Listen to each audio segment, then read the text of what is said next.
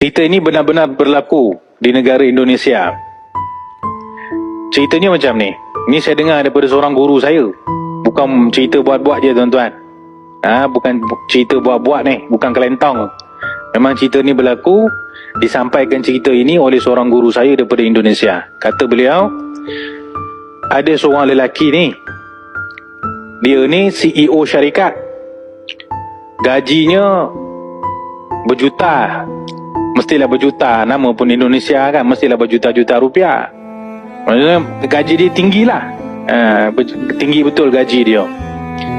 Dan lelaki ni dia ada seorang anak. Anak dia ni umur masih kecil lagi lah, budak sekolah rendah lah. Anak dia ni seorang yang tak pandai belajar.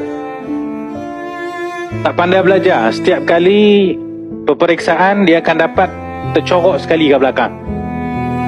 Orang lain semua dapat A belaka, dia semua dapat D je memanjang. Orang lain dapat nombor 1 dalam kelas, nombor 2 dalam kelas, dia dapat nombor 40 dalam kelas. Maka ayah yang CEO ni selalulah marah anak dia. Engkau ni memalukan aku je. Aku ni CEO syarikat. Sepatutnya kau kena rajin belajar. Sepatutnya kau dapat nombor 1. Sepatutnya kau dapat A. Selalu si ayah ni marah si anak. Maka adalah pada satu hari, sekolah si anak ni, mereka buat majlis penganugerahan untuk pelajar-pelajar cemerlang. Biasalah semua sekolah mesti ada buat. Kan hujung tahun ada majlis penganugerahan hadiah lah, apalah yang dapat nombor 1 lah. Dapat nombor 1 dalam kelas apa semua kan. Jadi sekolah tu buat majlis penganugerahan hadiah untuk pelajar-pelajar cemerlang. Dan dijemputlah secara khusus kepada CEO syarikat ni. Tapi ayah dia kata, malah lah aku nak pergi anak aku dapat nombor last. Hadiah apa anak aku akan dapat? Jadi CEO ni kata, tak jadi lah, tak nak pergi lah. Buat malu je. Dan anak ni disuruh pada hari tersebut untuk membuat persembahan. Bila ada majlis penganugerahan ni, anak-anak murid ni biasalah disuruh buat persembahan. Maka ramailah budak-budak membuat persembahan. Ada budak-budak dia naik pentas, dia menyanyi. Ada budak-budak naik pentas baca pantun. Ada budak-budak naik pentas dia berlakon. Macam-macam lah budak-budak kan. Maka bila sampai giliran si budak ni, anak kepada CEO yang dapat last dalam kelas ni, budak ni naik atas pentas, dipegang mikrofon. Bila dipegang dia mikrofon, budak ni membaca Bismillahirrahmanirrahim, membaca surah Al-Mulk. Kawan-kawan dia yang lain-lain semua menyanyi, baca pantun, menari, berlakon, macam-macam benda lah dia orang buat. Budak ni naik ke pentas, dia pun baca Bismillahirrahmanirrahim, Tabarakalladzi biyadihil mulku wa huwa ala kulli syai'in qadir. Budak ni baca sampai habis 30 ayat surah Mulk habis baca. Dan kebetulan masa dia tengah baca Quran itu, tiba-tiba ayahnya pun datang. Asalnya dia tak nak datang sebab dia malu anak dia dapat nombor akhir kan, last sekali. Lepas tu ayah tu kata, tak apalah, aku pergi je lah tengok apa anak aku dapat ni. Dia pun sampailah ke sekolah tu. Time dia sampai tu, elok-elok anak dia sedang baca surah Mulk di atas pentas. Maka cikgu yang ada di pentas ditanya kepada budak ni, kawan-kawan kamu ada yang menyanyi, ada yang menari, ada yang baca pantun. Kenapa you baca Al-Quran di atas pentas?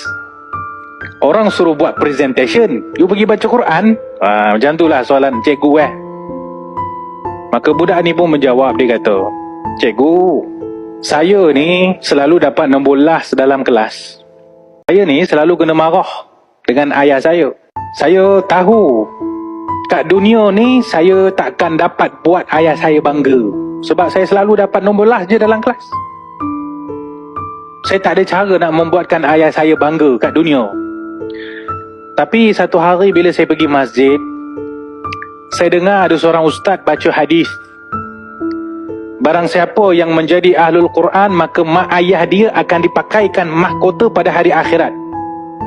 Maka bila saya dengar hadis ini, cikgu, saya teringin kalau kat dunia ni saya tak dapat banggakan mak ayah saya teringin nak banggakan mereka pada hari akhirat nanti. Saya teringin mak ayah saya dipakaikan mahkota sebab saya menghafal Quran. Maka budak ni kata, sebab itu saya hafal Quran 30 ayat surah Al-Mulk. Ayah dia yang duduk dengar ni, ayah dia tu bila dengar jawapan anak dia, menangis menitik air mata. Kenapa menangis menitik air mata, tuan-tuan? Ayah tu dipikir apa tu? Aku duk marah anak aku supaya dia menjadi orang hebat kat dunia ni. Saya marah anak saya supaya dapat A dalam exam, supaya dapat nombor 1, supaya dapat kerja yang bagus, supaya dia boleh ganti saya sebagai CEO di syarikat. Saya nak dia jadi orang hebat kat dunia ni. Tapi anak saya dah fikir lagi jauh dah. Anak saya fikir macam mana nak jadikan mak ayah dia hebat pada hari akhirat. Siapa lebih hebat, tuan-tuan? Si ayah yang sekadar memikirkan urusan dunia si anak, atau si anak budak kecil tadi yang tak cerdik, tak pandai tadi, yang memikirkan macam mana nak banggakan mak ayah dia ke akhirat nanti? Siapa lagi handal? CEO syarikat ke yang dapat nombor last dalam kelas? Ini cara fikir Ahlul Quran, tuan-tuan dan puan-puan. Cerita ini benar